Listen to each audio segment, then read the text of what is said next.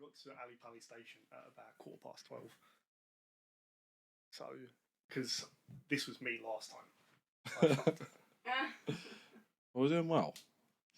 Doing well. Doing worse. Yeah, it's not even. Yeah, it's fine. It's Fine. fine. It's fine. We've started later than this. This is Smark's podcast. Hello, I'm Stephen. I'm Zach. Two in a row. We're doing great. Killing it. This Absolutely is why killing the it. view count's going up, because we've actually managed to start getting some structure into this. Yeah, shout out to whoever is watching. I let yourself be known. I'm actually going to say it. Comment. Say something. Like, Please. we need some sort of interaction. We feel so lonely. Tell me where I'm wrong. I think that's going to be as tradition now. I'm going to do my shout outs. I put it into the edit immediately, but I was so horrifically wrong about the John Cena Royal Rumble part. It was just, I don't know what I was on. I don't know what. Maybe it was the drinking. Maybe I should stop drinking. I appreciated how certain you were of it. Like, I was just excited. I was just so excited. I had a point, and it was just wrong. My point was sort of right about Royal Rumble. Anyway, that's actually all I've got in terms of apology segment. I don't know if you've got anything this week. No, I've not seen any more Eugene stuff, so I'm doing all right so far. I think this week I know one of the main topics is going to be a pretty controversial one, Well, as it always is. But I don't think we're really going to be saying anything too controversial about it. I think with this subject, I think I've got an angle. I think I want to tackle it two-prong. I was thinking about this today. This is like not really the notes I have, but I think today's episode, I think we're going to tackle it from our Smarky perspective. Oh, that's dangerous. Is in the Zach and Steve way. But I've got a guest who's actually invited himself on. Very surprising. It's one of those interesting things that I love with this podcast and with the whole wrestling sort of community. Like, when people just come out the woodworks as fans. And I just happened to be talking about a podcast at a friend's birthday last week, and a friend at the party, my friend York, was like, "Oh man, I want to join. I want to get on, man. Like, I want to talk about the Vince doc." And I was like, "Okay, Sure. like, yes, come on this podcast. Come talk about Vince." So yeah, I think that'll be fun because I don't know how much a wrestling fan he is. Like, we're like super close friends, but like, yeah, I don't really know how smarky he is. So it would be interesting. But he seems to be enough of a fan to watch the Vince doc. So, Well, before I do that, I'm just... Tradition. I need to get mine open. That's what I've been quietly trying to do. One of the nice things with him coming on is going to be the fact that that documentary was made for casual fans, I think. Yeah, like for me, there was actually I think I want to go into it. Like, I don't know how quick we want to get into it, but I think we might as well just jump right in. Like, I think for me, there was a lot of it that I already knew. You know, a lot of the thing I mentioned on this podcast is that I pretty much got back into wrestling by watching a lot of retrospectives and, looking behind the curtain and, the dark side of wrestling, all that. So, inevitably all the information, especially like, the main point of the screw jobs and the Monday Night Wars, a lot of that was like, yeah, that's just like standard Mark knowledge now. That's like level 1. That's tip of the iceberg of wrestling, knowledge now. There's probably an era where people were watching things like Cultaholic and What Culture more than they were watching the product. Because it was just like you get all of the good stuff without having to worry about things like Vince's booking and the shit that went on in like 2016, which is that still where you're watching? 2016, 17? I'm all over the place, man. I'm horrific. That's the way to be. That's the voice of experience shown in there. Oh, Would you be happier if you just shadow stuck with one era? Yeah. I could follow. Even if it shipped? I love 2017. We have got the shadow producer in the room today. I'm gonna set her up with a tablet if she wants to fact check and keep us on Call track. us out for our bullshit. We need someone to do it. There is also today will be the long-awaited 2 months by 3 people return of Fact or Fabe. So I am willing to take on the handicap match if you wanted to have a joint answer to each of those questions. We could try. I'm not sure. I'm not feeling confident about Fact or Fabe at the moment. I don't know why. I feel like you're going to pull some shit out and I'll be like, I don't know. I think it's quite a a logical one. It's not. It doesn't test your smarkdom quite like you've been testing mine recently, and having me pull what's left of my hair out. I will say, look at us introducing segments. Foreshadowing, planting seeds. We're a real show. We're a real show. Do you remember back in the day when you'd have like TV shows like Gamer and Bravo, and you'd always have like TNA on there, which is proof that anyone could get on there, and then you'd have like the side show. That's us. That's gonna be us one day. Yes, someone will book us. It's about 20 minutes of us chatting shit about the Undertaker. Yeah. So with the there's so many things. There's so many levels. I think I've got a little bit I want to do today, which is my Zach Smarkdom. I don't know. I'm trying to do a bit. Which is my 5 funny things I took from the doc that aren't actually Vince related or going to glorify any horrendous Vince behavior. No, it's just 5 funny things for me that I'm like, these are just, I just couldn't help but chuckle and find intrigue in some of the takes, some of the, just some of the characters of the doc. I know they're real people, but you know, it's wrestling. They're basically characters. They've worked themselves into a shoot. Most of those people fully believe. Not fully believe, but they've fully taken on a lot of their traits in the same way people talk about, is Vince and Mr. McMahon the same thing? So yeah. Tony Atlas and Anthony, whatever his name is in real life, they're probably quite similar people. Yeah. That laugh, he puts it on, but I don't know how much say he has in doing that anymore. Yeah, it's almost like it's become second nature. Yeah. We will talk about Tony Atlas. Tony Atlas. Yeah, like I have no notes. Except for my 5 things. Crack on with those, because obviously with York coming on, we'll have Gary come on as well. He'll have some opinions. Maybe we should try kind of trickle that out as we go along, and we can talk about what we took away from it as Smarks. If you want to crack on with that list. Well, I think I'm gonna jump straight into it. Like the first funniest thing, and I told you about it because as I was watching, it was the first thing that made me literally laugh out loud. And that was fucking Bret Hart. Bret fucking Hart. It's I don't know. I don't even know where to start with it because it's just Bret talking about Bret that made me laugh. Like he is so full of himself, and I imagine like 80% of the community is gonna be like, rightfully so. He's one of the greatest of all time. Like, but it's just as much as I also respect that, I do think he's one of the greatest of all time. But it doesn't excuse how he talks about himself. Like the man, I don't know. It's almost like if Donald Trump was actually a good person. It's like, but still had the same character. That's the sort of like character show I'm getting of Bret Hart from his. Like I can't like put the screw job aside because obviously when it comes to the screw job, of course he was going to be fucking angry and like talk about how he got screwed. But like even if you put like sort of a the 2 sides of the story together from the doc alone. You've got Shawn Michaels who admits he was a dick. Yes. He was like, yeah, I was an asshole. Like he's got the Lord in his life now. That's the worst. That was the worst version of me. Like I was an absolute asshole back then, and yeah, I didn't help. Meanwhile, Bret's just like, I was the victim. I was the best wrestler Vince had. I was the only guy in that locker room who knew what he was doing, and it's like, Jesus Christ, Bret. Like, what the fuck, man? I can't also unhear him in the Donald Trump voice now. So everything. That Bill Goldberg, biggest piece of shit going. Also, he keeps referring to himself in the third person, which also that's what starts to make me like sound like a Bret Hart this. I'm like, you are the wrestler formerly known as Bret Hart. I was like, are you mad? Is he mad? Has he gone crazy? Like, no, he's just bitter. I know, but it's been like 30 years. Don't say that. Oh, that's so upsetting.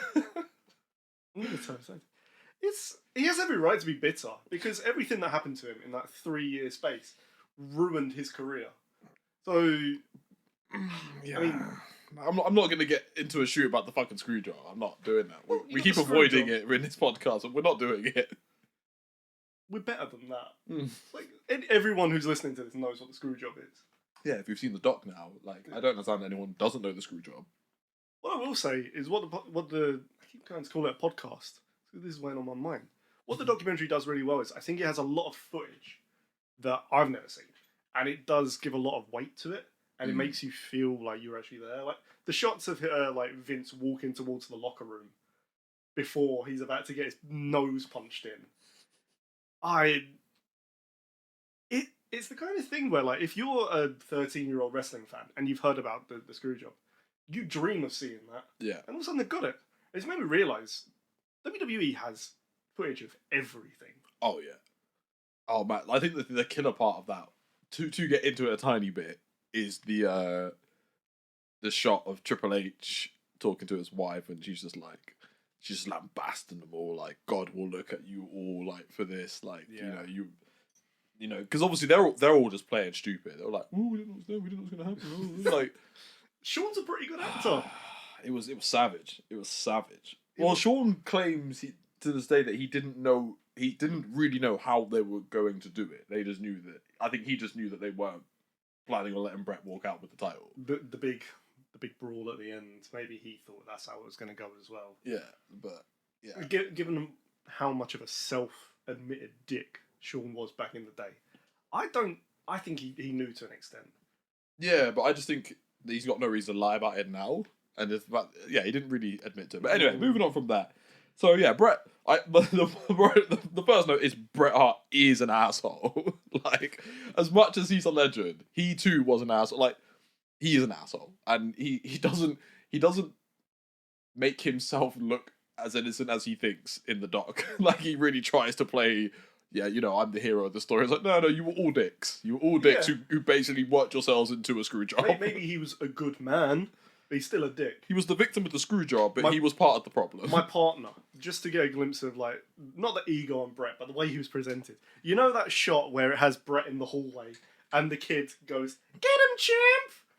Eileen laughed their fucking head off at that. And that was Bret ruined. Straight away. It's like, ruined. No wonder the new generation fucking sucked when that's how they're getting presented. No disrespect. Well, lots of disrespect. A lot of disrespect. But this is the Smarks podcast. So yeah, number two. Hogan thinks he's slick, man. Hogan thinks he's so slick in this doc because Hulk Hogan, Terry Bollea, really thinks that by being as honest as he can be about Vince and somewhat being like, I think he's the first person to say, like, the Vince character, the Mr. McMahon character and Vince are the same person. Yeah.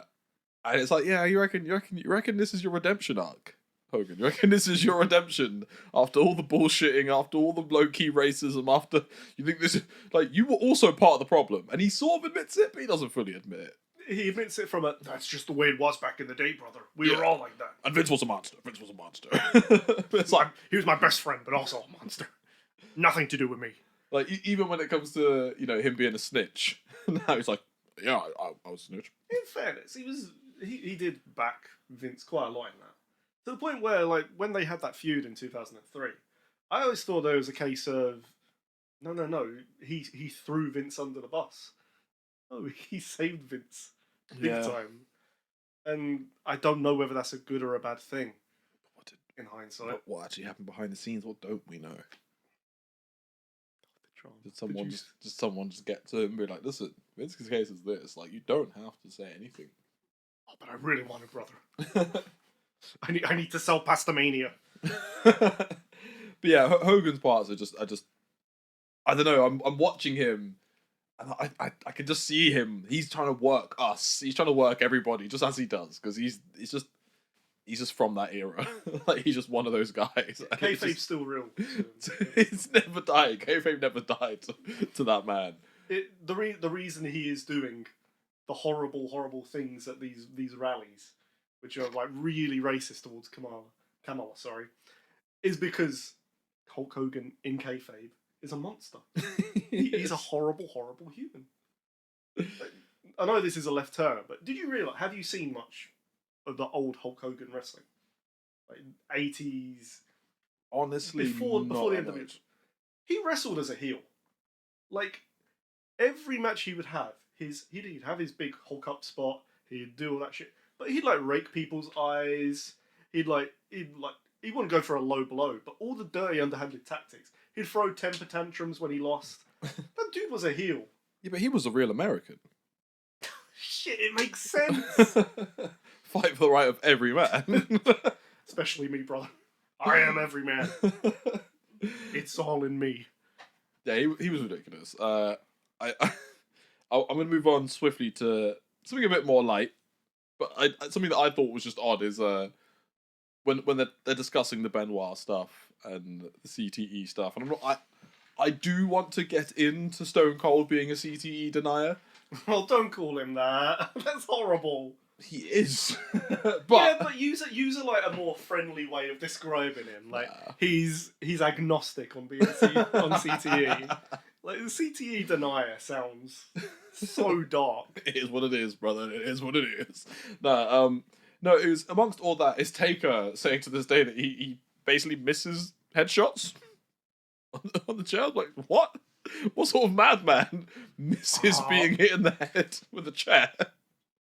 I'm not gonna like argue with him there. From a visual standpoint, it always looked brutal as fuck, and the thing that shocked me because more, it low-key was. Yeah, it was, but it looked great until you realise what's going on in their noodle.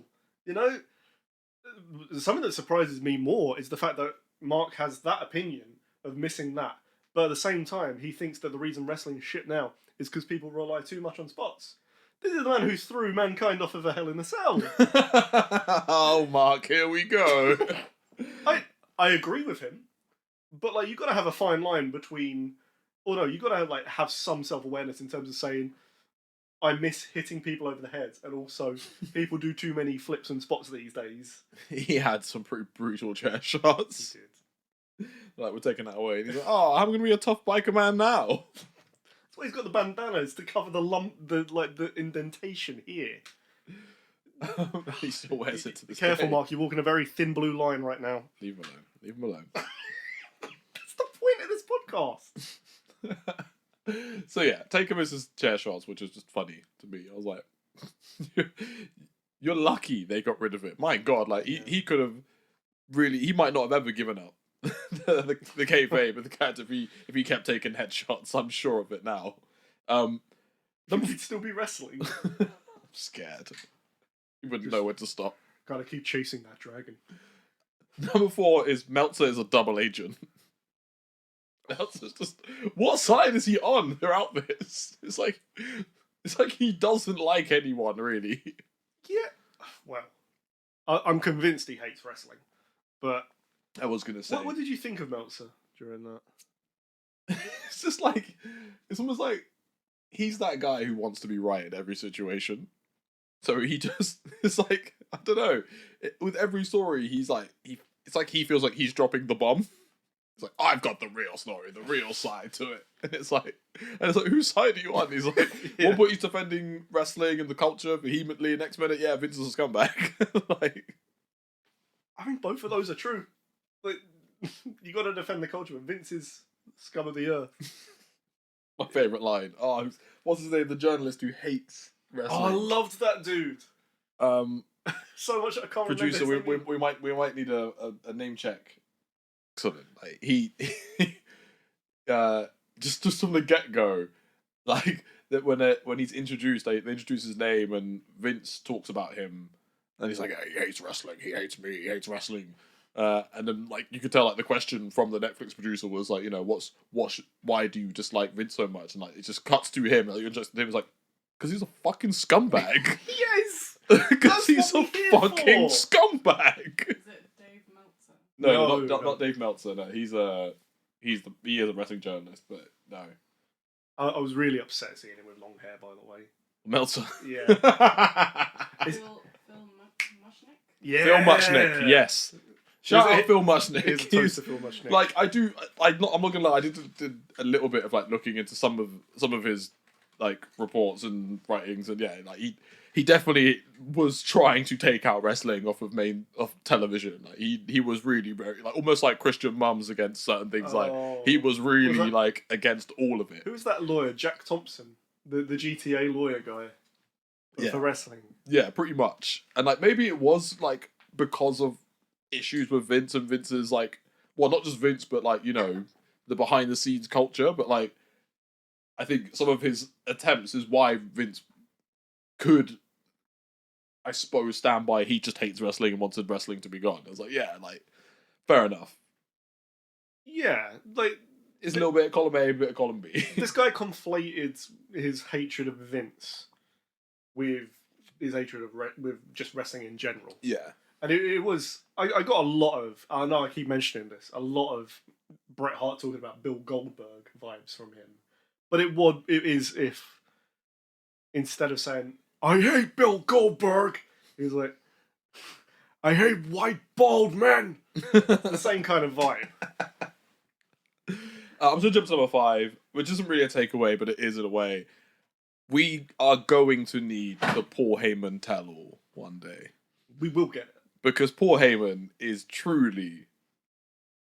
I think he will go down in history. He will need to be known as just the truest narrator of wrestling. Like, he's the man who was supposed to and was born to narrate the story of wrestling. Great shout, actually. Like, if we were to get like the story of pro wrestling, like say like 5 years from now, you have not elderly. He's never going to be elderly.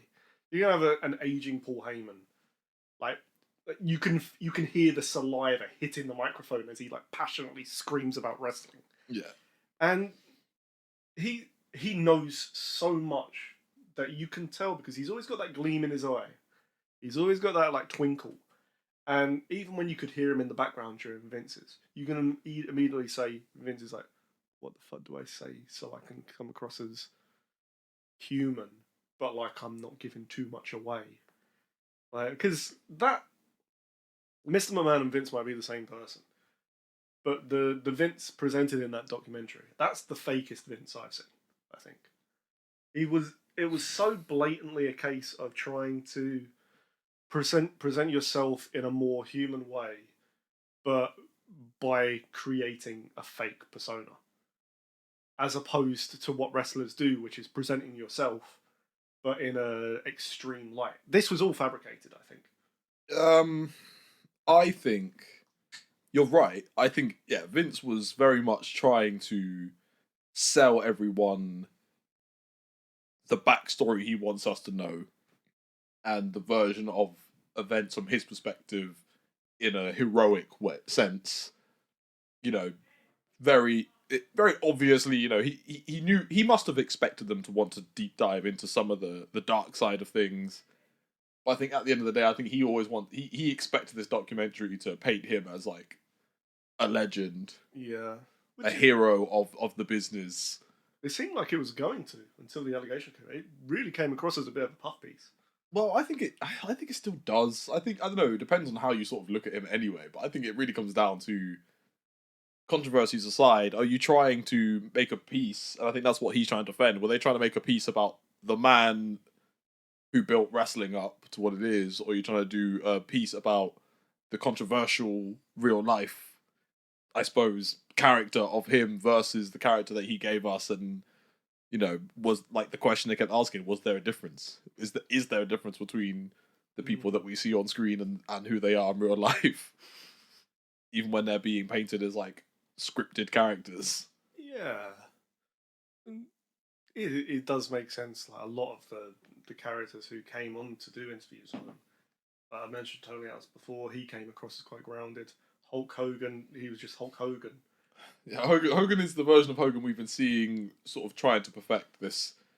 I don't know. I don't think there's much difference between what Vince was trying to do versus what Hogan's trying to do. I just feel like Hogan's had more opportunities to do it for the last 10 years. Yeah. With his like, because like, you know, I think Mark, our Lord and Savior, did a quite a good bit explaining sort of like pulling down the curtain and how I think culturally for wrestlers it's a big deal for them. Like he never saw a day where he would have to stop being the dead man behind the cameras, because obviously the way the business was, like, you know, especially when he when they created the character and when he really hit his stride, there was no internet culture. Like, you know, he was out on the streets in the trench coat, being Undertaker, never really like having to drop the character. He had one of the most extreme forms of like having to keep kayfabe up.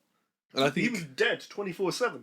I think, you know, that aside, I think being honest about what happens in wrestling behind the curtain about what the culture is also still, it's difficult for some of these lot to actually do. And like, I think with PR like culture as well that they've had to adopt. It's difficult for them, and I think Vince, being probably the figurehead of it all, has never really had to be honest about who he is and what his business acumen is like. Yeah, he's always been able to, like, maybe just because Mr. McMahon as a character as an outlet as well, it draws more attention to it, especially in the light of the Montreal Screwjob, where it was kind of, people had been presented what they saw as the real Vince, and it's like, I'm going to turn that into a character, and people are going to not know the difference between the two, and then it kind of muddles kayfabe again, because even though kayfabe's come falling down, if you blur the lines between the two, all of a sudden people are like, I don't know this guy. Yeah. I thought I did very briefly, but maybe that is who he was, and maybe that's who he's playing on screen. And let's be honest, he mastered that. He mastered doing that. It's genius. Like, you compare what he's doing to what, like, Tony Khan does these days, where he doesn't understand the concept of kayfabe, and he is just, this is coming from me, a dweeb. Like, the dude as in Vince McMahon, he managed to, all the way through that, keep the wall up. Even in spite of the reality era. In The spite fucking reality era. AKA the drizzling shits era, which we'll come on to in a bit, because I need to talk about something there. But to go back to who you were talking about with this point, how much do you think of what we see of Paul Heyman is real? I would say the version of Paul Heyman, because Paul Heyman is another one who's, I think he's actually probably like increased his legend with his sort of shoots and like doing interviews recently, like, because Paul Heyman, you know, he loves the business. Like, I think there's something to be said about someone who's taken to wrestling in a similar way that Vince has, tried to only ever try to bring wrestling up and improve it and take it to new places.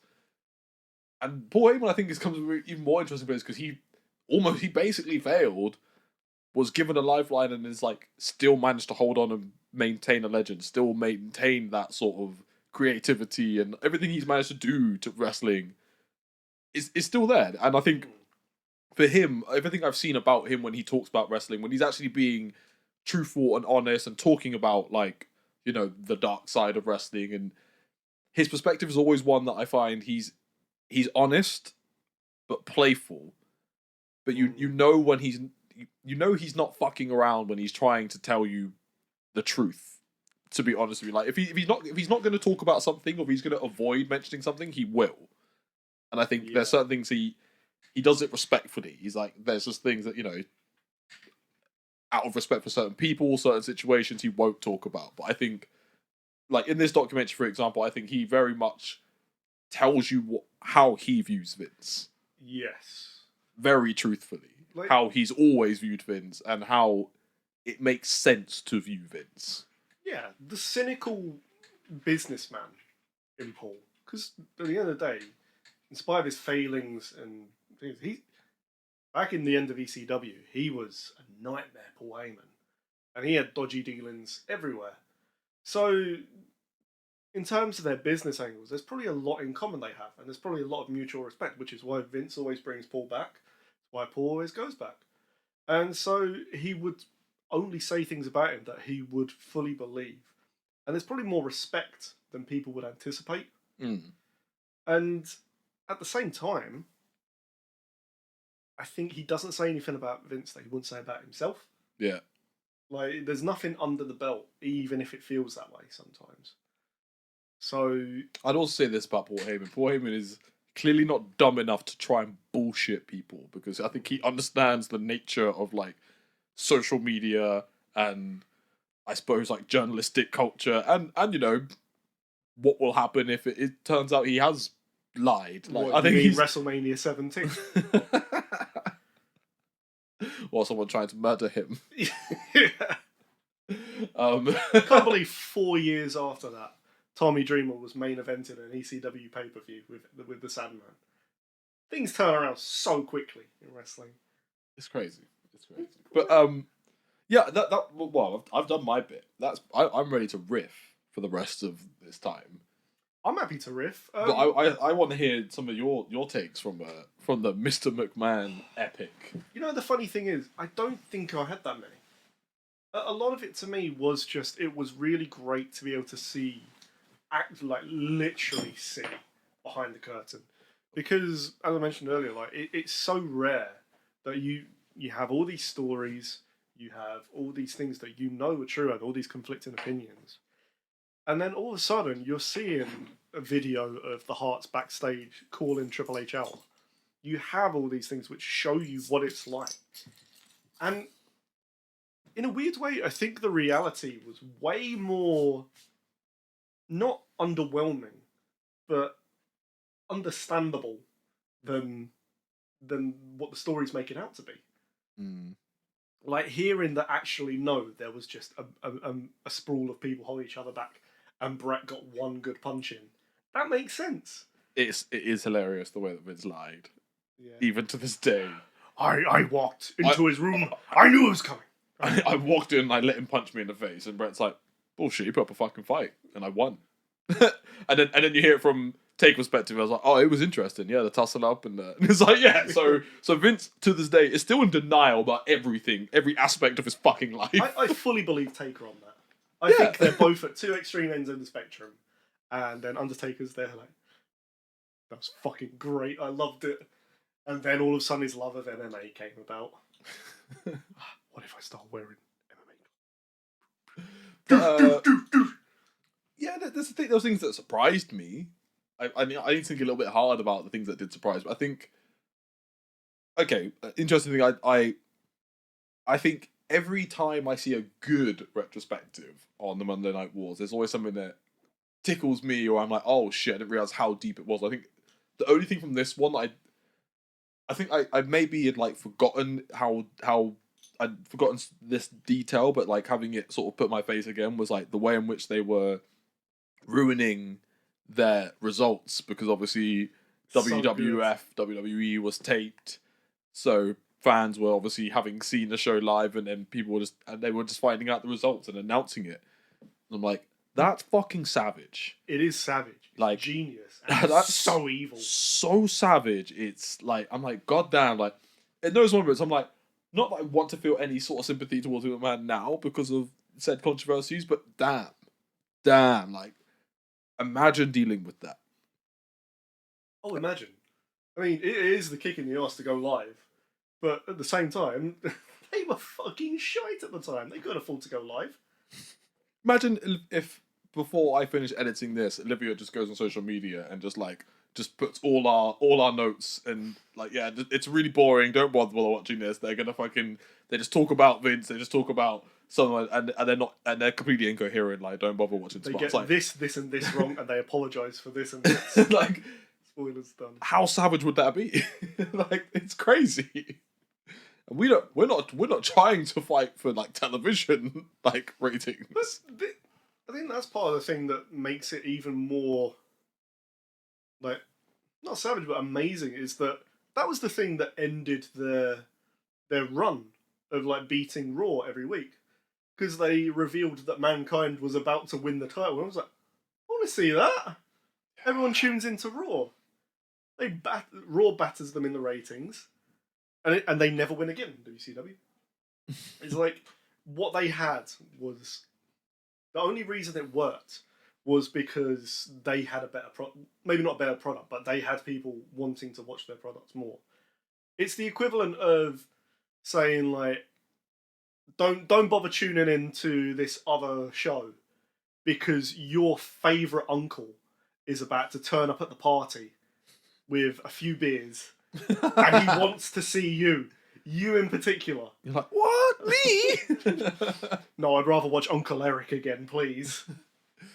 But I don't really have many other things I can think of right now. Like, obviously we'll discuss it again. Yeah, I'm sure we'll discuss it at some point. Like, especially because there's going to be more coming out. We need to talk about the Vince stuff more in depth. But there was one thing I wanted to mention, which was like, have you watched Who Killed WCW? No. I haven't either, but I'm gonna get round to it. And I always thought, I weirdly thought, I was like, I wonder if there's a perfect point in the McMahon doc to stop and then watch Who Killed WCW just before continuing from like his purchase. Like the Star Wars Hammer Cut or whatever it's called. Yeah. You do episodes 4 and 5, and then you go that. You stop, and like I was like, that'll be. I'm sure it's a very interesting. Like, you're like, wait, stop. Now we need to just talk about what happened to WCW and whose fault that was. You make a great point here, because there's so many documentaries that you can spin off. You could go into the rise and fall of WCW. You might even be able to bring in the self-destruction of the Ultimate Warrior. The ECW stuff as well. ECW stuff. But something that I found really interesting with this this documentary was the fact that how ironic is it that Vince McMahon, who made a career out of making all these documentaries to slander other people, as I said, rise and fall of WCW, self-destruction of the Ultimate Warrior, which ruined his reputation for so long, when in reality he could have done that himself by being a massive bigot. Oh, poor guy. Well, it's just one of those. Muddy. But how ironic is it that this has kind of been the thing that solidifies Vince's legacy, which is he was a really, really, awful person. But also, all that puff piece part of it now is down the drain, because people just come away from it thinking about who was Vince McMahon. I will say this: there's some scary shit on social media. I've seen comments. I've seen people like, "Oh, I still stand by Vince. I don't give a shit." And I'm like, "Oh my god, people are serious." There are people who are deadly serious and don't care. And like, Vince is still a legend. Vince is still great. I'm like, man, that's crazy. That's fucking crazy. Like, that's fucking crazy. This is why I got off social media. No, I need to know.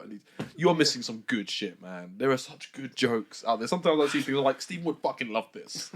There's some good shit. Yeah, but I can't bother to keep screen recording funny videos, man. Like, Valid. You get that once a month. Like, no, I appreciate if it's really good, like the racist Hulk Hogan, like real American, that seen that before. Had to be done. I needed it for my own records. It was so good. Fight for just whites. Fight for just whites. Oh, it's got some stuff in my bag. So I did make a couple of notes myself. Oh, good. Because I'm on fumes. Oh no, that's absolutely fine. It's a couple of things. I've got 2 topics to talk about. Yes. We'll do. I'm not going to break down into the nitty gritty of it. But in between our 2 topics, I think that'd be a perfect time to do. Are they Vincey or are they something else? Well, it's about the Mr. McMahon character really, because it's kind of me talking about on-screen authority figures. Obviously, Vince is probably the most iconic of all time. Even if he did steal the Eric Bischoff character. Oh, did he? What, the guy who was originally just an on-screen personality who it turned out had a massive stake in it and is actually there to kind of manipulate the characters and keep the person he wants on top? Yeah? I'm sure Eric mentions it in the pod. In the doc himself. He says that, but I don't know. I would argue if Vince stole that, Eric would need to admit to how much he actually stole from Vince, which he would never do. Which is why I'm like, fair enough to Vince for being like, I didn't steal his idea. He can think that all he wants. He can think that all he fucking wants. Do you think the NWO angle and the Degeneration X angle were copies of each other? Do you stand by that? Because I disagree on that as well. I feel like yes and no. Yes and no. So I think arguably they're both just product of the 90s. Yeah, exactly. The late 90s was so anti-authority and so like rebellious that you'd be stupid not to do that. Because arguably you could say that like DX was just a stable in the similar vein of like the vibe that they were giving from Stone Cold already. Yeah. Like, so they suited each other. Yeah. Like, and they weren't the only ones doing that sort of angle in wrestling either. But ECW, the entire thing. Because ECW was originally Eastern Championship Wrestling. And then as a response to that kind of counterculture, it became Extreme. Yeah. And the point of ECW wasn't to be extreme. It was to be counterculture, and it was to be a response to what the mainstream was doing. Which is why, when Shane was trying to buy ECW, and he wanted to buy UFC, it was going to be a case of, no. Now, all of a sudden, we're going to be opposition to this. It wasn't about doing extreme, it was about being different. And that's what everything going on in that late 90s period was. Rightly. Can I wear the belt though? No, you don't No, get to it's wear. fine. You have to win. You have to earn the belt. So, introduce yourself. Or should we Again. introduce you? We're supposed to be the host. This is my Olivia, everyone. Hello. Also known as the Smarktita. The Smarkzita. From our most viewed episode from season 1. No way. Yeah. Aw. Yep. That's cute. You can't go off now. Also the one that literally knows nothing about wrestling. So I'm here for all the viewers that know very little and need translation from these guys. Yeah, you get the tablet of knowledge. She just gets to type things in. She's trying to keep up. She's like, Yeah, that's what I've been doing. I've been sat there like ECW. I was literally typing like what was it? The screw job. I can't believe you don't know about the screw job. No, We're not- I did actually know about it. Yeah, I was like, you should know by now. You live with me. Yeah, it's deep. I must have gone on many tirades about these sort of things. Anyway, so I'm not even sorry. I think it's a blessing to have someone like him just like rambling about this shit. I know there's an element of Depends on the I day. wish it'd stop. depends on the day. Depends on whether he's watching Sometimes I'm 2017 like- or 2003. Yeah. Sometimes I'm like, okay, I'm into it, and sometimes I'm like, I What? just want to watch some Totally Spies. You know? We watched Powerpuff Girls this morning. Yeah. The reboot or the old school? No. No, what's this Powerpuff Girls Not X? not this noncy. Or Z, or whatever the Reboot. fuck it is. Like Powerpuff Girls Z, like it's Dragon Ball. What the fuck are we doing? No, I find it funny when Vince comes on the screen when I'm watching anything and Olivia's there because she just boos him. Yeah. Which I always find a bit jarring when I said this before when people cheer Vince. I'm like, why are we cheering him? Like we should never have been cheering him. Even like I said before, he was the reason that half the storylines were bad, or most of the storylines were bad. So even when he randomly decided to show his face, we should have booed him. I don't know. It's that weird, like, you know, when you got that really awful uncle or granddad.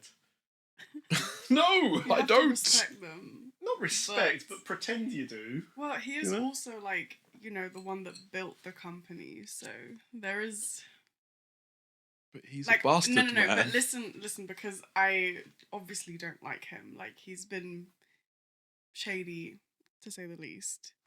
But he's still someone that he's still the one that created this incredible platform. So I think that's why there's this like Yeah, duality in play. it's. I hate to almost have to say it, but it is almost. Well, no, it's difficult because of all the things as we said about like, you know, the character versus the real man. But it's like, can you separate the artist from the art situation here? Like, That only Well, works for when they're Michael dead. Jackson. but like in this situation, it's like okay, he's a bastard, and even his character was a bastard in retrospect because it was basically just him. But like the rest of wrestling, I don't know, because what are you separating between the two? You know, the especially when you've got the the idea platform that Vince he's is created. He created a great platform. He did awful things with it and was awful as well. Yeah. He did good things with it too. like, be No, a star. he made space for other people to do good things with it, I think. Yeah, it's just making me sad. What the reason I brought this topic up really was because I wanted to talk about authority figures as a whole. So, like, you can look at Mr. McMahon as a character and what made him such a great, hateable character in terms of authority figures. But at the same time, as we've gone along in the wrestling sort of canon over the last, 25, 27 years, whatever it's been, there's been so many authority figures. And I want to know which ones really... You'll have only seen the ones that have been on in like 2003, 2017. But I want to know which ones I don't really think I'd know their fucking names burned. either. Well, like Vicky Guerrero. Oh, she's fucking hilarious. We are a pro Vicky space. Excuse me. Even That one. Steph. Oh, she's You've so been funny. watching when Steph's in charge. Where Stephanie McMahon has been like running. Even recently with I her. haven't seen much of her. You've just not true. Olivia has just witnessed the debut of Mr. America. Oh yeah. Who could he be? Who could he be? Oh. That's Razor Ramon. I know it. And in one of my random, I say tirades, they're not tirades, they're marquee rants. I was giving the whole. So in this era, Rowdy Roddy Piper's actually old already because his era was. Because she's seen It's Always Sunny. I'm like, this is the maniac. I'm like giving it context. Like this isn't his era right now. He was old here, 21 years ago from now, because it's 2003. Yeah, and then that It's Always Sunny episode was like 4 years later. Still the best It's Always Sunny episode, by the way. I'm rest not in biased. peace, Rowdy, Yeah, rest in peace. the maniac. So many toasts. Yeah, I couldn't believe like seeing him. Like, oh I was my like, god. oh my god! For real. It's crazy that It's you him know as the maniac! you know him as the maniac. Yeah. Didn't know the real context. But yeah, the debut of Mr. America, like so yeah, Steph being in charge and then the beef between you need to watch Mr. McMahon. Like you need to watch the doc. You do. But who is your least favourite on-screen authority figure? And then I can tell you why you're wrong. Laurinaitis. Oh, fuck. I'm still going to tell you you're wrong, but... Well, yeah, like I didn't see too much of him, but like he just seemed annoying. I felt like they were just trying to do another like I don't know, he felt like he was trying to be Vince and also trying to be scary, and it was like you don't get to try and be scary when you're not like actually physically intimidating and you're managing wrestlers. Like wear a bright red suit. that doesn't work. You raise a good point with him because what they did with him was the Vince thing, whereas like all of a sudden like everyone had heard stories of Johnny Ace because of like his booking and his like backstage shenanigans, and then they brought him out during the Money in the Bank CM Punk Cena match, and it was kind of one of those things where just like Vince, they brought someone who everyone had heard of into the foreground, and it did not work. He was the most detestable sack of shit on screen ever. Possibly. Hulk Hogan TNA 2010 is up there. Oh, we're counting other promotions. Yeah, I think we have to. Like, we're talking about like what Vince did for the industry and like separating the character from the blah blah blah. That's one of the unfortunate things that he did as well. Is TNA had some of the worst on-screen authority figures ever. One of those happened to be Hulk Hogan, who just recreated WCW in its dying days. Yeah, that was bad. I've seen clips. I've seen the clips. Like when they turned Like, AJ Styles into Ric Flair. And I just have an image of Kevin Nash playing a chair like a guitar. Age 60. Like him and Scott Hall. Like, It's sad. it's sad how many times they've come back like that. No comment. That's the sad part. They won't be doing it again.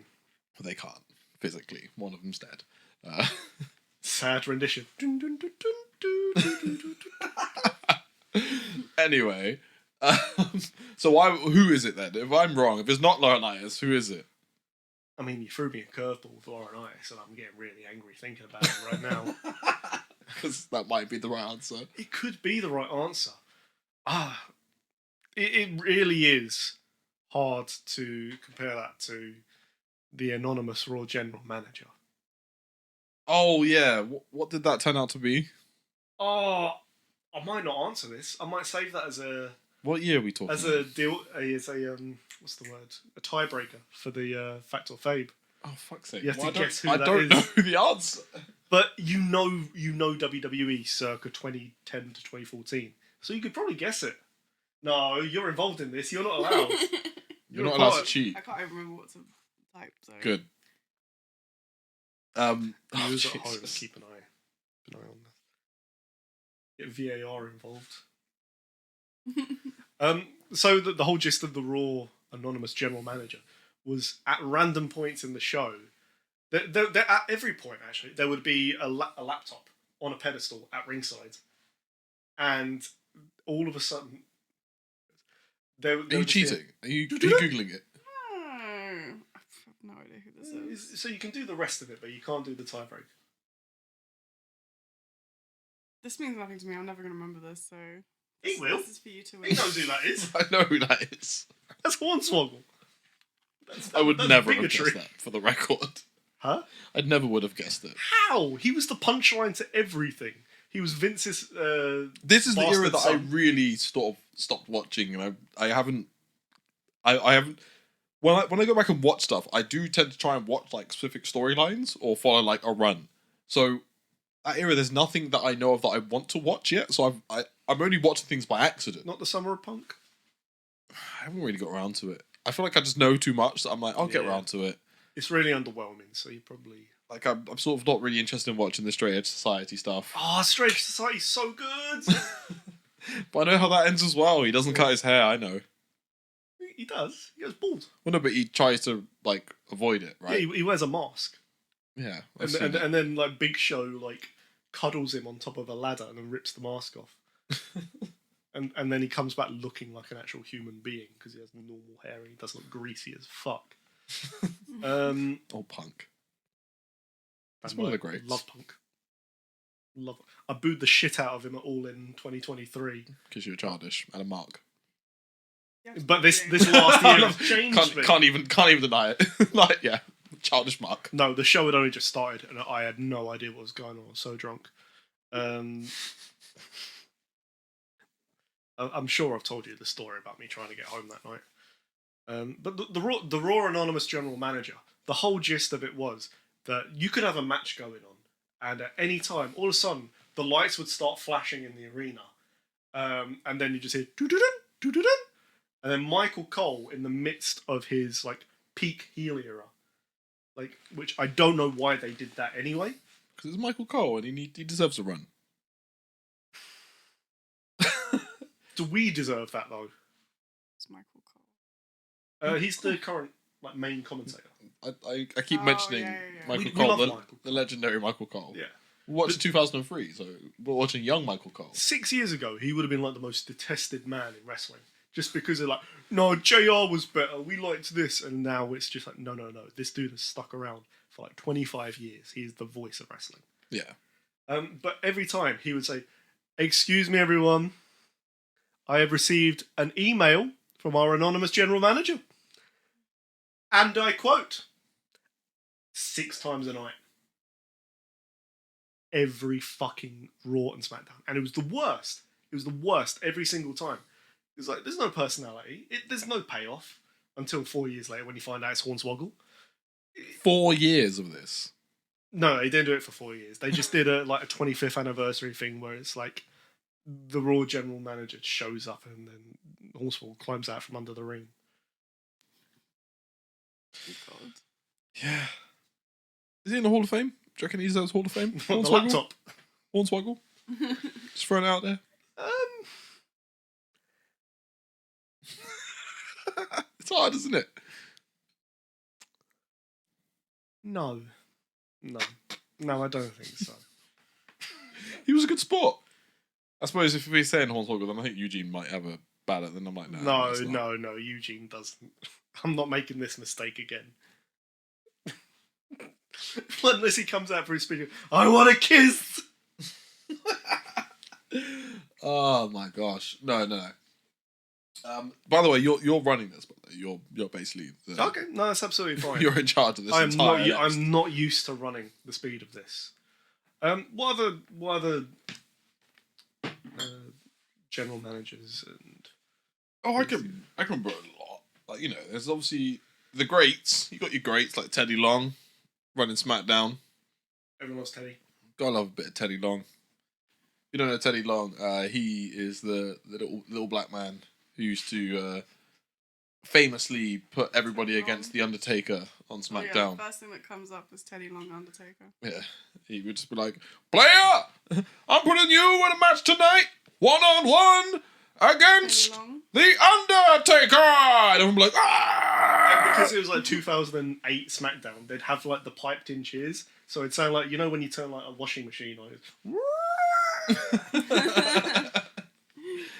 And that was basically just like an overused punchline, and also SmackDown basically needing to flex that they had the Undertaker every week. Yeah. Right.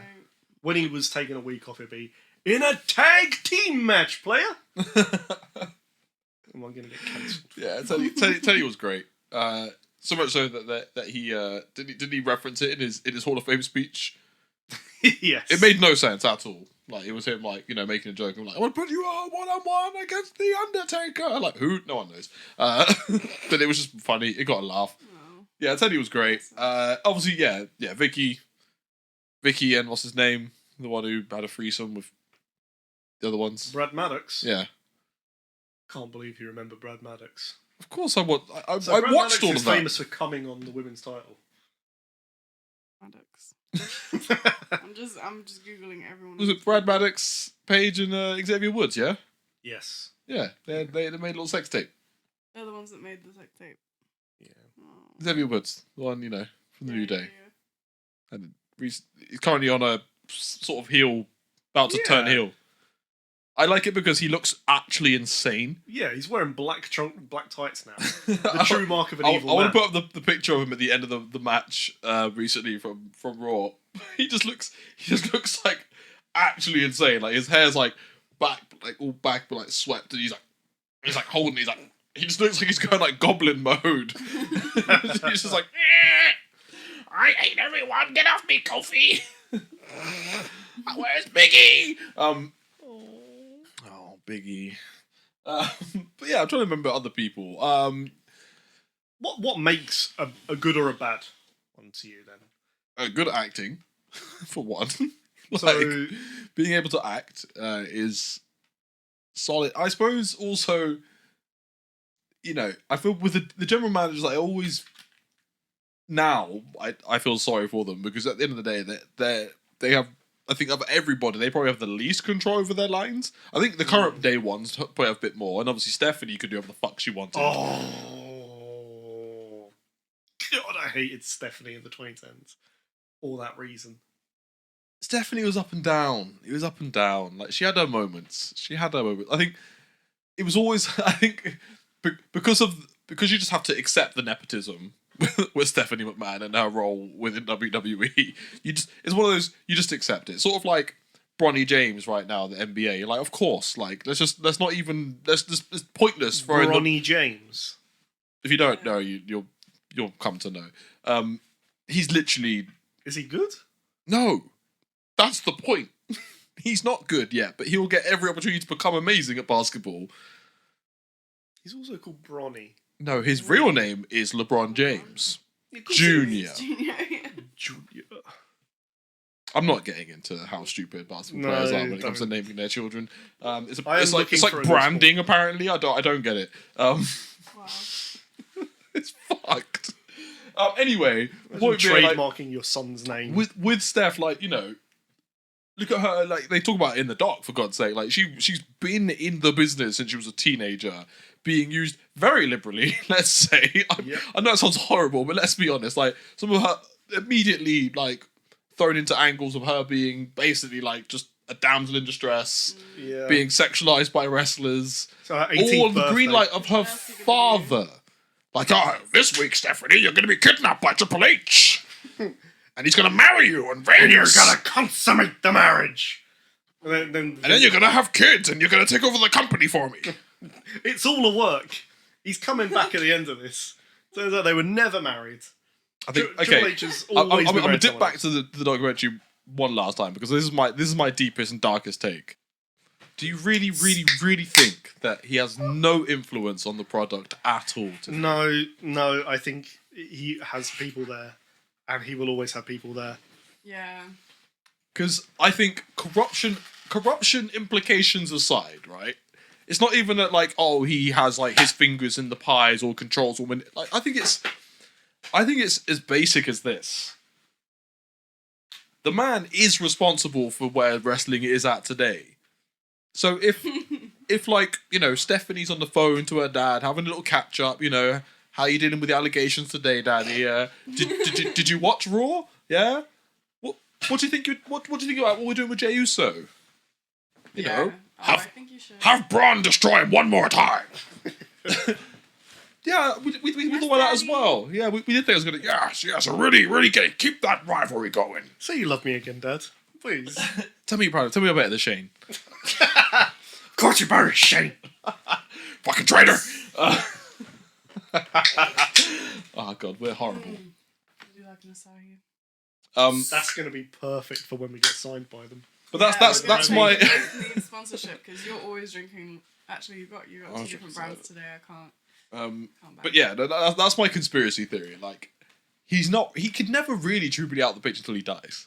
No, you can't. Because like I say, like it's almost like he's that vet. He's that old school vet. You almost can't not take the advice of Vince. Yes, he's made some terrible calls storyline wise, but like in the grand scheme of like the 40, 50 years he's been in the business, you can't not listen to the man's advice. Everyone feels like they owe him something.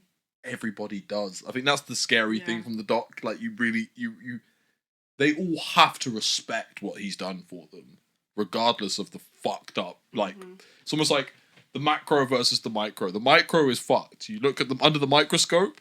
Yeah, it's fucked. There's so much fucked up shit from Snooker to Sable to everything. Like it's fucked. But on the macro, the grand scheme of thing, this thing that was a laughable, almost carny act is now like $1 billion industry. Yeah. Undeniably.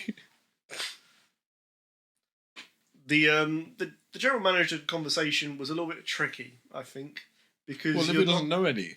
Exactly, and that's fine. And let's be honest, the majority of my watching from back in the day, like I always have to like draw a line between me watching now, because I feel like that's cheating. Like, I watch wrestling now as a smark. Like, I barely pay attention when I'm watching wrestling. I put on a Raw and I also play a game on my phone at the same time and keep looking up. Like, I'll look up and I find it weird that I pay attention to promos more than I pay attention to wrestling. The actual wrestling in the ring. No, I get it. Because let's be honest, it's all about like, you know, it's about the story of the match. So like, was the match long? What was the ending? What were the main notes of the match? Who played heel? Who blah blah blah? Was there interference shenanigans? I can get the gist. I refuse to believe that Dave Meltzer watches wrestling like watching every detail. Like fuck that shit. This man's watched 1 million wrestling matches. There's no way. Of course. I can't do it. My point being, I draw the line now because obviously when I was watching wrestling when I was younger. Yeah, the things that I remember, like, you know, most of there wasn't even general managers when I first started watching. There was no general manager. It was just Vince. It was just Vince. Suddenly waddling in. In fact, weird little walk. Little test. I think we got time. Can you remember when they started introducing general managers and who the first lot 2002. were? Wait, actually, can I jump in? Yeah. Because I might be wrong, but I know you're going to be right. So I believe they started off with general managers. Obviously, after Vince. I want to try and be right about this, but I've got a ballpark of like 3 people I remember being the first few general managers. Right. One of them was Mick Foley. No, Linda. Wrong. Then I have no idea. I mean, in fairness, this might be a time to Google it because this is where we've discovered that I've never seen wrestling before. The first 2 were Ric Flair and Vince. Was it Raw Rick? and SmackDown in 2002. Did we go from Rick to Mick? No. When did Mick Foley come in? Rick was Raw, Vince was SmackDown. Well, then we had the fuckery of... Because no, that was like ownership though, right? Yeah, no, but then they both took a brand each. Oh, yeah. This was around like the turn into WWE. And then, can you tell me who took over? This won't have an impact on what's coming up in a second. No. Can you tell me one of them? Teddy? No. Teddy's so much later. This was 2002, 2003. Oh, wait. We're talking about Raw? Raw and SmackDown. Oh, wait. No, I'm being an idiot. So what? You know Raw. Yeah, Raw, Eric Bischoff. There you go. Took over. Who did he always used to sexually harass? And then on SmackDown... Sorry, It's just it's 2000 wrestling. Was Steph? It was Steph. Yeah. Like, what am I saying? Yeah, We'll see the names. Yeah, I had it. Right. Moving on from that though, we've spoken about general managers. We've spoken about authority figures. We can come back to this another time. There was an era between 2008 and 2011 where they didn't have an authority figure. They had a weekly celebrity guest host. I do know of this era. I don't know who they were, although I probably... That's really good, that. That's really good. Oh, Because you know what time it is? It's time for Fact or Fave! Oh, shit. Oh, shit. We're in trouble, Olivia. I'm taking this away from you Yeah, now. I was going to say, because I'll cheat. Because I'll cheat. I will cheat. She just admits it. She's like Eddie Guerrero. Maybe it's a Latin thing. Wow. Lie, He cheat, said steal. it. Wasn't me. No, she said it. She said she'll cheat. She said she would lie, cheat, and steal. Right. Viva I la raza. may have left the original list at work. Oh, God. So I may have had to do this like late last night. So you're gonna lie, cheat, and steal to keep the belt. My Yeah. God, Yeah. I'm full of. So I'm hold surrounded on, by can corruption we here. both, because you've been holding the belt for a long time now. I mean, I've not defended it once. I feel like Cody Rhodes against the Bloodline right now. Like I'm about to shenanigans are afoot. And Can I'm we- not can we, going like- home with the Edwardo's gonna belt. come and smack This is WrestleMania 39, guys. I'm not getting the belt. The story is What if not we finishing join tonight. forces? Although I know nothing as well. I sort of want an underdog story where you somehow just guess your way to I winning the know, belt, and it would be but- fucking No, hilarious. it's not I mean, happening. I assumed you were going to work together and you were going to come up with a answer. Strategy. Well, let's see. Let's try. If I end up getting all the questions, then I'll change my mind. See, I am going to be betrayed. I'm trying to think. What was like the ultimate betrayal story where someone like was the babyface and then got really screwed, other than Daniel Bryan being pedigreed by Triple H. I don't know. It wasn't the Ultimate Warrior. As soon as I hit Ultimate, I think it was him. Him the whole time. It was me. Austin. No. Oh, I hate Right. shouting out funny Vince moments now. Yeah, no, you can't even use the memes because you can't even use the wow meme. Oh no, the crying one is still valid though. The Vince crying, Oh, yeah. that's because he's crying and it's funny. yeah. Great. Sorry. Or I could randomize it. I could ask for a number between 1 and 10, and then that's where we start. And then I just work through. 6, Whatever you think. then 1, then 9. 6. 619. Your first question is: did this celebrity duo host Raw? Cheech and Chong. Yes, they Yes. did. I was Are gonna you say sure? Yes, they did. Yes. She said no. See, No, that's no, where the I divide said yes begins. twice. Are we together or not? Cheech and Chong Oh, did host. okay. And I swear, if it was like, now they hosted SmackDown, I would be really mad. I'm not that petty. They did. Yeah. They did I host feel like it. I've got like an image of it in my head. Yeah, it's really weird because it was like during the PG era. It's like, why did you get these like famous stoners on? Didn't they? They had Snoop Dogg several times during the PG Yeah, but era. Snoop Dogg's funny. Snoop Dogg, a convicted felon, hip hop artist who's always sworn, and stoner. During the PG era, they're fucking. I said it. I'm sorry. People, I didn't hear it, so it doesn't count. I didn't say it. People don't think of Snoop Dogg for that anymore, though. They think of him for like the Spyro the Dragon adverts. They think he's a don't. silly little Or guy. Just Eat. I'm about to say all those awful Just Eat adverts. They got their money's worth Good out of that. delivery. like a Really G. Getting all the celebrities for that. He wasn't he the ambassador Christina for the Aguilera. for the Olympics this year as well? Yeah. Anyway, so that's one. We got one. Yeah. It's coming home. It's coming home. Coming on. Next up, Fred Durst. Oh, I don't know who that is. That's The lead sing- singer of Limp Bizkit. Oh, okay. I'm going to say, Wait, what? nah, because the only reason you could have this man back would be to introduce The Undertaker. And if The Undertaker wasn't at the show or doing the American Badass gimmick, you can't have Fred Durst on the show randomly, Oh, they have. They have had Fred Durst on the show. but not in this era. He got ejected once. Not in this era. I'm saying Fame. No, in this era, he did. He got Wait. ejected because he threw middle fingers up at the camera. Wait, so I'm wrong? No, I'm not saying that. I'm saying, What's the question? so he was a host. All of these celebrities, it's a case of did they host? Oh, Did they I see, did I they see. host Raw?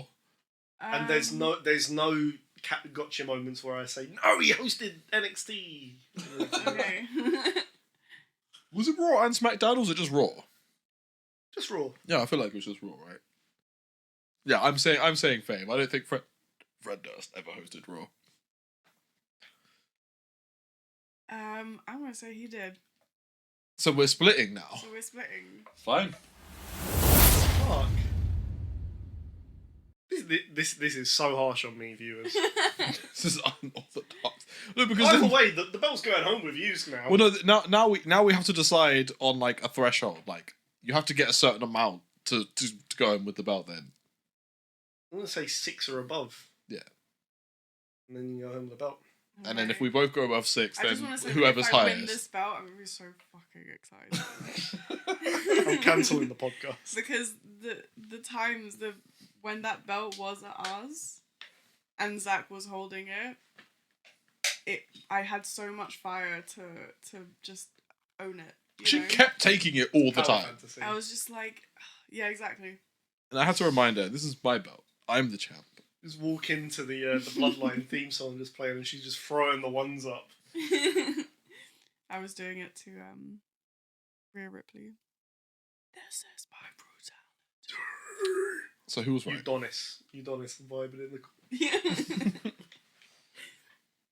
Fred Durst never hosted Raw. I told you. He just wasn't. It's just past his time. It was way past his time. I can imagine an appearance, but it was way past his time. I should have known you would have got that because you have the good logic for these things. I remember the unnecessary See, amount I of don't Limp have Bizkit in the- the early days in like 2002, 2003. I don't have the timeline in my brain, so I feel like I'm at a disadvantage. Move in the move out, hands up, hands down. Tell me what you're gonna do now. So like going from that WrestleMania, I was like, why couldn't he do the whole line? He like would just stop like, tell me what you're gonna do now. I was like, there's a line before that. Why did you keep skipping it? Are you out of breath? Yes. Because he's doing this. Move in the move out. Stop dancing. Stop. WrestleMania. That's my favourite WrestleMania right there. That's the good stuff. That's what makes wrestling wrestling. But does this next person make wrestling wrestling? So, Did PewDiePie ever host Raw? what? I'm gonna say no, PewDiePie. because I have never even seen like a clip or shit. anything. I'm gonna go with no. No, I'm going to say no as well. I don't think PewDiePie did. I think you should say yes. No, that's not how this works. She raises a good point though. No. He didn't. Yes. They weren't that on the pulse. Got 2 points. I don't know. I've seen I Show Speed on SmackDown, so Yeah, but that or was whatever. like an 8-year gap. That's different. Is PewDiePie still going? Yeah. Yeah, I Hopefully think not. he is. Probably, I don't know. He's Once, a dad once a now. YouTuber, you're always kind of a YouTuber. Yeah. Even if Once you've got a get cult pushed into kid the following, pits. you don't Your massive relinquish. Children. So, is it 3-2? Yeah. Nothing to me, but that's not the point. That's nothing to me. Did the Reverend Al Sharpton host Raw? You don't get to Google this one. No. Oh, for fuck's sake. Like, I know there's some fucking bizarre shit in here. Like, some real bizarre shit. I have no idea. Like, there's only one I can actually, like, guess in advance. But I know that they did. But other than this, I'm going to say yes. I say. What do you say? I'm gonna say no. I say no. I mean, it is yes. It is yes. Well, It's the most boring fucking episode of I Raw bet. ever. Because they used to do weird shit. Like, I don't want to say it because I'm scared it might come up as a question, then I'll know for sure. So, yeah. Let's continue. I'm winning. Yeah, It's you're 4-2. 4. No, this belt's not coming on. It's about fucking time. Did the Muppets host Raw? Oh, that would be so good. No. When? I'll tell you that. These spoilers. Yes, they did. I know, because I saw it. Oh no! That I sounds knew so this would good be the one you though. saw. God damn it. Because I was going to say, the Muppets fucking did it. That was what I was like, and then you're going to bring it up. I was like, it's the fucking Muppets. Oh, I don't know. I feel like I should replace that one. If you've seen it. Because wasn't it, like, more Sesame Street? No, because It was Kermit was around there. when they did the film. Yeah, because Kermit and Miss Piggy were there. Oh my god, that sounds amazing. Yeah. It was so good. Yeah. And there's so a shot of that weird professor one with Seamus. Beaker and Seamus. Yeah, that's it. Beaker and Seamus. And he's like got Seamus' hand. He's like, and they're looking at each other. Just love watching them. When I discovered YouTube, that's what I would watch on YouTube with my friend Sophia. Mana, mana, do, do, do, do, do. Mana, do, I'm running away with this now. It's 5-2. Yeah, no, that's it. You're winning. You're not allowed to touch his belt when he takes it home now. He gets to loom over the bed holding it like that. Well, once the belt enters my space, I cannot be controlled. You have to hit him with it and then run away with it. Yeah. The bed is the ring, As and soon then as everything this else is enters- ringside. As soon as it enters the home, it becomes a free-for-all match, non-stop in the house. It's like the hardcore title. I refuse to acknowledge the 24/7. Udonis is running away with it. I don't care what anyone says. To be fair, he probably pins us at night. We don't even realise it. Yeah. He's just got shoulders down, like counting with his tail.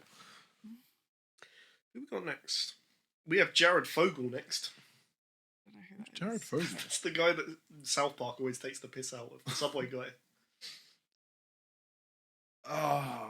Partnership. Turns out. Was it a he Subway nonce. day? Was it a nonce? God, all these twisted people. In wrestling, who guessed? I'm like, you're mad enough to just think of this person randomly, so I don't know.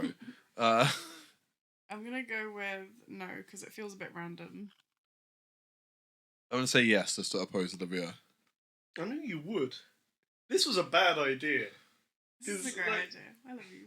It's all good. I'm going to throw the belt at you. Was I right? Yeah. No! He actually did. So you won now. Why did you say no? Because You need to get the rest right, and I need to get the rest I wrong wanna so see we if can you- contend. Well, no, I want to see if you get all 10 of them right now, because you're 6 for 6. Oh shit! Yeah, how am I doing this? It's because it's 50-50. Wait, so now you've got the belt. You need more challenge. My one was way more challenging because you had to get answers right. You had to like provide information. I like this. It's Flex fun. your smarkdom. Next up, we got Sai. I was about to say something so That wouldn't horrific. surprise That's me. I'm about to gonna get go- me I'm gonna go cancelled. yes. You're going straight on with yes. Yeah, that would surprise me. Get cancelled. Go on. I get the belt back if you do. And then it's our podcast. Like, I've never heard him speak English, so I'm like, does he I've never speak heard him English? speak. And, I've like, never heard that's what I mean. anything Like, outside of his I'm like, does he songs. speak English? Like, does he enough to host a Raw? Sin Cara didn't, and he wrestled. Oh, Sin Cara. Sin Cara. I'm gonna say no. He didn't. He did not. fuck's sake, Stephen. What do you mean, for fuck's sake? He does the opposite to you. If you get it right, then he's fucked. So get it right. Please, he's going to do a 10-0 sweep. It's coming home. Okay. Ozzy Osbourne. Oh, this is a tough one. Imagine them like Oh. them doing like a throwback to the Osbournes, and he's there like, Sharon, I'm gonna go Sharon, with where are the no. kids? Why they left us? Oh fuck! Did Ozzy? Host? I'm saying no. Just Raw? straight up, I'm gonna say no. Straight up with an eye. I You don't just really go with do- your gut, don't you? Yeah, they it's been fucking wrong right. most of this time, but Triple H, mate. He loves a bit of old metal. He got Ozzy in. Yes. Yeah. Yeah, you're right. wow. How am I doing this? This is just hurting a bit now. Wait, is that 9? That's 8. Oh shit! Oh shit! So you guessed that Fred Durst, no. PewDiePie, no. Reverend Al Sharpton, yes. The Muppets, yes. Jared Fogle, yes. Cheech and Chong, yes. Psy, no. Ozzy Osbourne, yes. But what about the cast of The Hangover? What? No. Yes. I feel like I should go with the opposite of what my gut says. No. It's wrestling. You gotta remember. Yeah. The Oh, early it's WrestleManias such have an the most absurd world. unnecessary and random, like, looking back at it now, celebrity appearances. Like, do you know that Cyndi Lauper was at WrestleMania once? Wow. Yeah, And exactly. she also hosted Raw in 2012. So, anything is possible. Oh, the cast. No. I'll go with no. Yes. It's no. Oh, for fuck's sake. Do you know what my logic was? I can't see any of them taking a bump. They don't have to take a bump. I know, but like just that logic alone. One I of them just goes missing and they have to find him. what, in the arena. Yeah. It What's works. the payoff? They're hiding behind John Cena, and that's why they couldn't see him. He'd been kidnapped by Hornswoggle. Fuck's sake. Or he was in a cupboard snogging one of the divas. Because they had no respect for women at the time. Last one. Right. It all comes down to this. For the clean streak. If you don't get this right, I'm taking the belt home. I always want to agree to that, but no, I want it. I want it so badly. I've missed it. Betty White. Oh. I'm gonna go with yes. I'm going to go with yes as well, because I see a cake spot.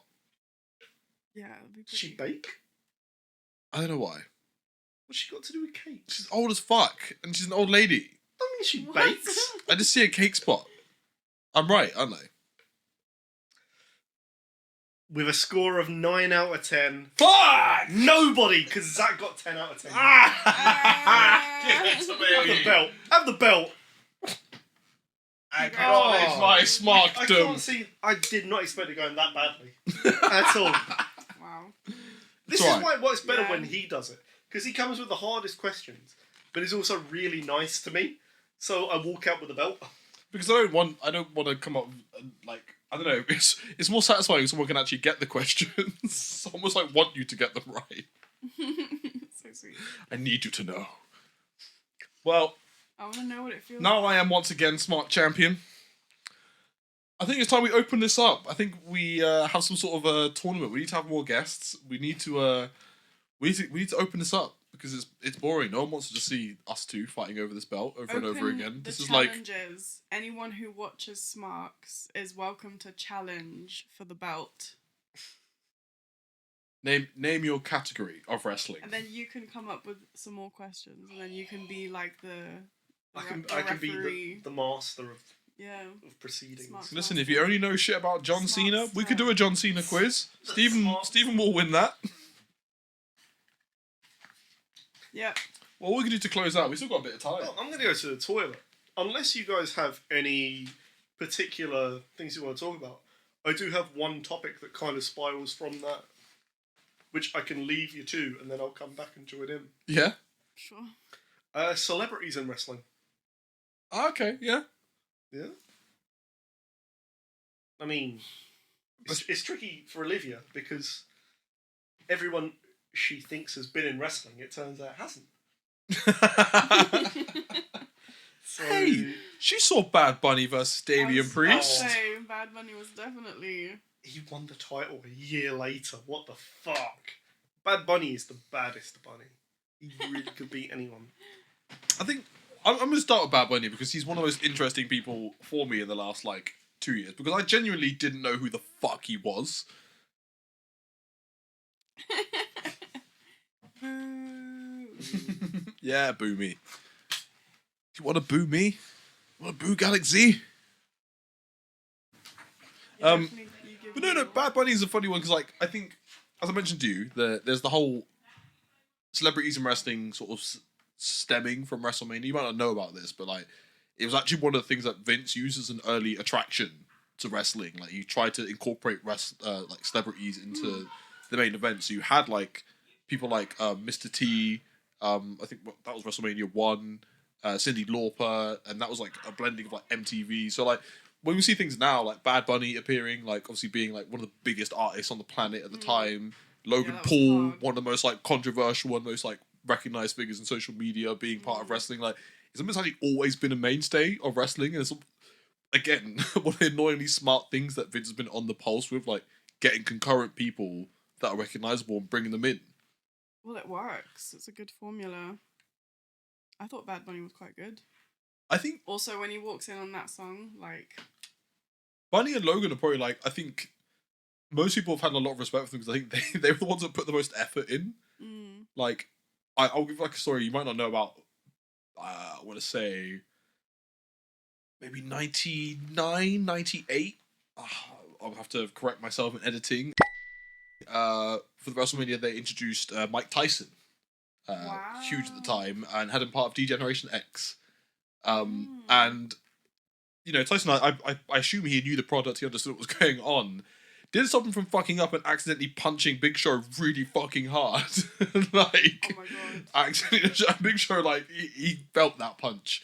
And that just shows, like, you know, because he thought he could just come in, do the bit, you know, this is all jokes and it's all fake, and like, you know, I'll just give someone a punch, and like, I think someone else also took a punch from him, and they're like, oh man, Mike I don't think he knew to pull his punches too much. Whereas now, Bad Bunny took like a year out of his fucking life to train, like, you know, Logan Paul moved house and like, you know, built a facility, like, you know, invested in becoming a wrestler, like. And, I really thought Logan Paul had just become a wrestler. Like, he did just become a wrestler. That's the crazy thing, isn't like, but like, as in people will look at it like negatively, but at the end of the day, it's like, as a sort of celebrity, regardless of what you think of him, he came in the celebrity role, and he took it seriously, and he actually like he respected wrestling, and that's why they gave him a belt. Yeah. We have just predominantly talked about Logan Paul and Bad Bunny, but I gave it context. And I was saying, like, you know, just to catch up where I was like, compared to, like, the olden days, the old WrestleManias where you had the celebrity spots, and even, like, I gave the Mike Tyson example. I believe it was Big Show that he accidentally stiffed and, like, punched him, like, quite badly. That was Floyd Mayweather. Oh, no, yeah, Mayweather punched Big... No, who was it Mike Tyson punched? Was it Shawn Michaels? Yeah. He punched Shawn Michaels and he fucking like gave him a black eye. That was the last thing that Shawn Michaels got before he went off for 4 years. Shawn Michaels took a punch from Mike Tyson. But yeah, no, Floyd Mayweather accidentally punched Big Show like bad, and that was much later as well, much later than the Mike Tyson thing. So 2008. So I'm saying, like, yeah, giving it context now, like the Bad Bunny and your Logan Pauls who like took time out of their lives and invested time and money into wrestling to be a part of the show is like. Very respectable. Yeah. It was a slow process because in the early 2010s, you would have had people going for WrestleMania matches. Like Maria Menounos, who, no disrespect to her, she's a wrestling fan. So for her to actually get a wrestling match was cool. Floyd Mayweather, he put a show on. But they got Snooki in. I remember hearing about Snooki. Yeah. At the time or just... I think at the time, yeah. Yeah. But the reason they got her was because they couldn't get Justin Bieber. They couldn't get Bieber to the best. He was going to host WrestleMania. Best. And that's the thing, for hosts, I think that was great. But I think when, you know, like Vince has always loved the celebrity spot in a match, going back to WrestleMania 1. And I think that's why, like now, I think, if anything, I love what Bad Bunny and Logan have done because they've now raised the bar. They're like, listen, like, don't... And actually, they weren't the first ones. I think, Stephen Amell, the Arrow... That's who I was thinking of with Cody Rhodes, wasn't it? Yeah, he was one of the first people. He got involved and he trained. He's friends. He still wrestles now. He's got a promotion. He loves wrestling. Like I saw he did an interview with Chris Van Vliet, and he's talking about it. So yeah, he was another one. He's friends with Cody. He still trains with wrestling. He takes the business very seriously. But I think people like them, they've like raised the bar now. So now like celebrities in wrestling, I think my take on it now is like it's actually been elevated. Like I think the future of it. Yeah. It's very similar to like, you know, NBA have always had like a celebrity game. I know I always bring up the NBA. Butler used to play in that until he turned out to be creepy. Well, I'd say Kevin Hart was in it Hart. 5 years in a row and got MVP because Kevin Hart is very fucking good at basketball. And there's a lot of you see a lot of celebrities come out the woodworks again and realise that they're really fucking good at basketball. It turns out, like Justin Bieber can shoot. Chris Brown was quite good. There's a lot of people that were quite good at basketball. I'm gonna go pee now. I'm taking the belt because why would I leave it with some losers? And you can continue to watch celebrities. You remember who the fucking Smark is? This won't last, Zachary. He's so smug. He is. I'm He's actually really proud. so upset. But also, I just there was no way I was gonna win. No, but you came on and you guessed with your heart. I did. My heart was so wrong. She was on the she was just not getting it. She'll get stronger, and the more you come on. Do you know what? It's more just scared I I'm gonna find be. it so difficult to remember all these names. I think that's the main thing for me. Just and also he watches wrestling so sporadically that I find it so difficult to keep up because he'll just jump from fucking current to 10 years ago to a few years ago to, and I'm just I don't have the attention for this. It's always a bit tragic.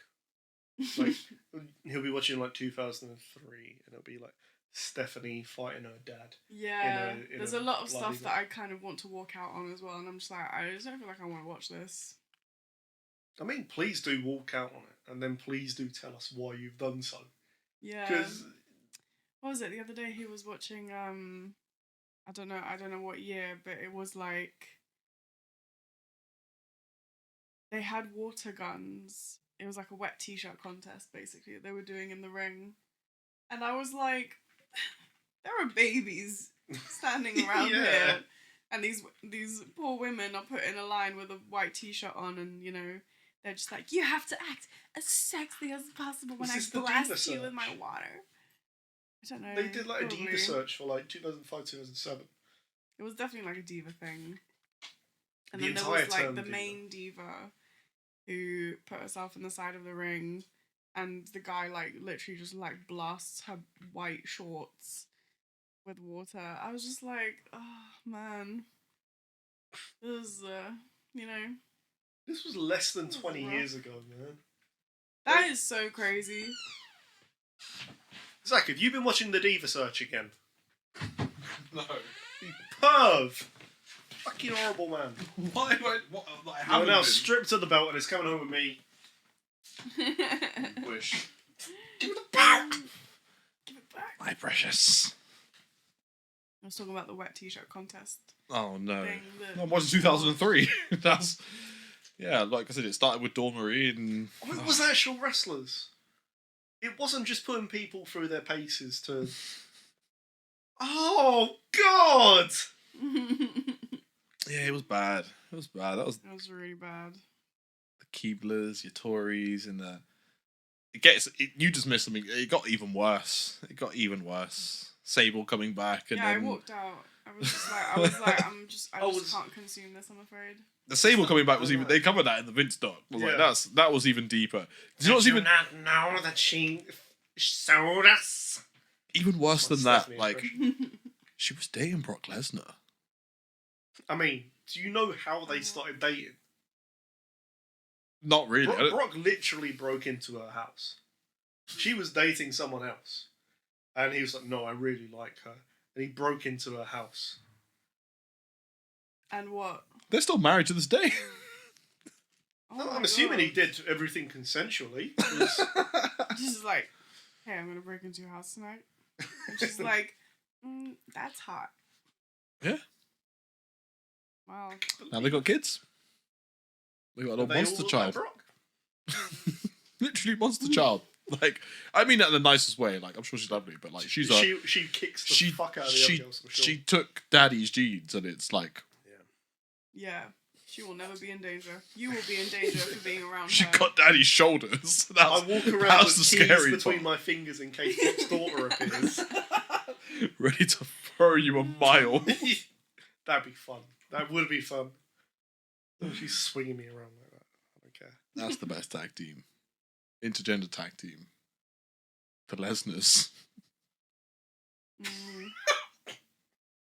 I'm saying, future of wrestling. Imagine If he comes back, yeah. Oh, he's coming back. They put him back on the roster, didn't they? Did they? That's the spoiler now. That's how you know when someone's been fired or been re-added. They just appear on WWE website on the roster. People notice like, oh, Brock Lesnar's back. So I don't know why they do it. Surely you should just wait until he's actually back. But like, yeah, legal issues are cleared up. Like he's in the clear. It's fine. That's probably why they do it though. Because no, he's not a monster. He's okay. He was just implicated. It's fine. But yeah, I think they're just giving him a year away. But I think that it looks like they're working towards maybe doing something with Goldberg, maybe doing something with Brock. Not again. You don't see Goldberg and Gunther. It was funny. I did enjoy it. Gunther is becoming Gunther's hilarious. the best heel. Like, disrespecting Bret Hart and then turning around to Goldberg and being like, I know I used you to disrespect Bret Hart, but like, you're not really my favourite wrestler. Let's be serious. He got into Bret's head by calling him Bill Goldberg as well. As Bret would do every time. Bill Goldberg, my favourite wrestler. It's like, yeah, of course you're not my favourite wrestler. Why would you be?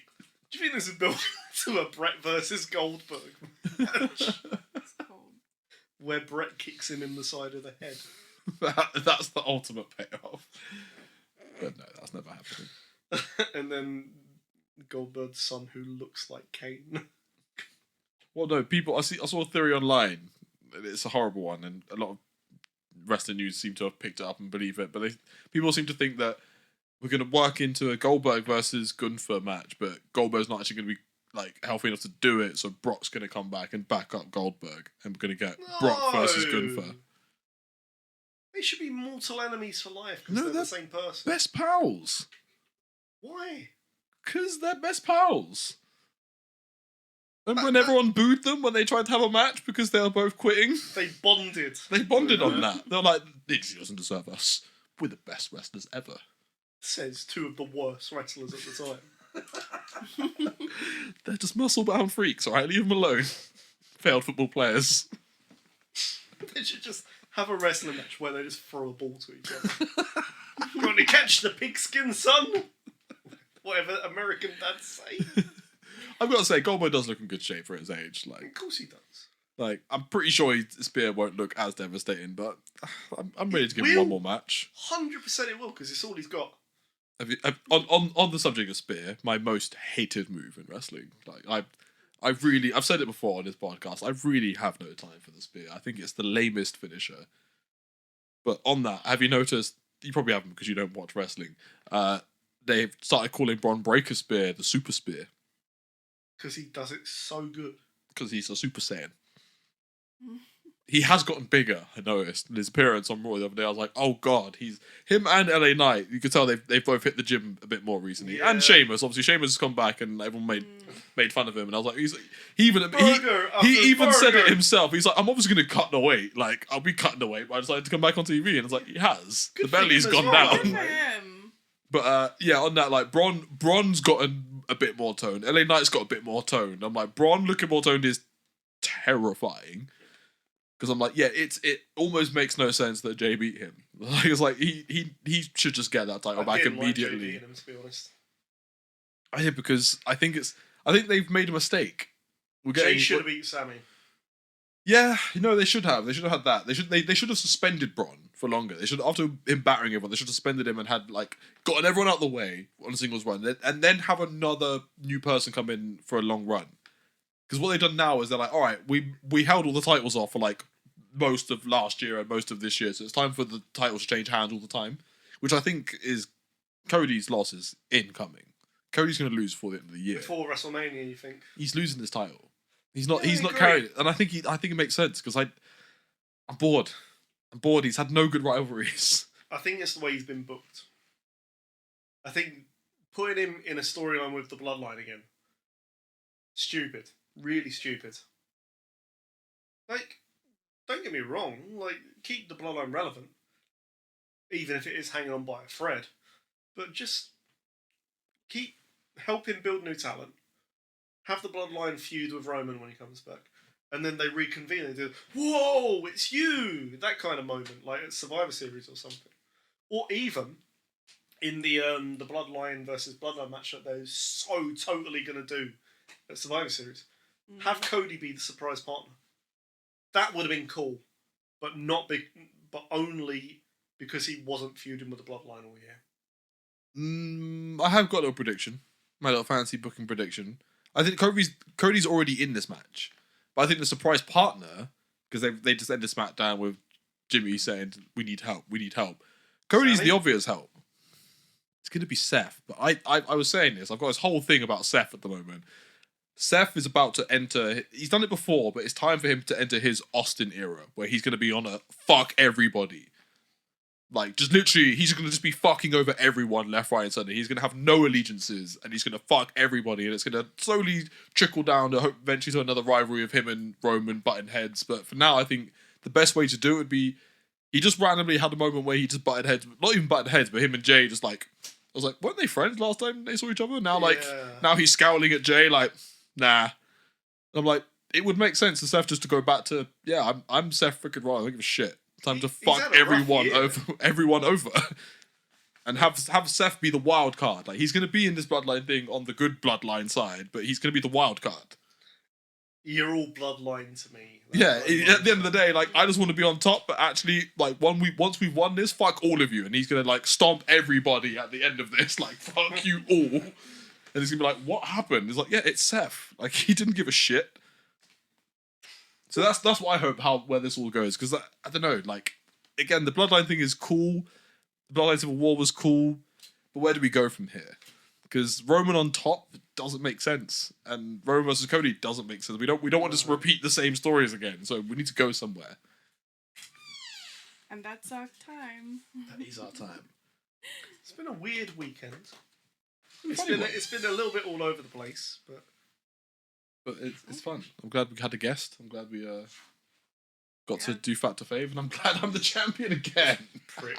I will have my revenge. Until next time. We might even have a guest next time. Hopefully. Really nice. I won't name him yet, but we'll get round to someone it. that knows a bit more than I do.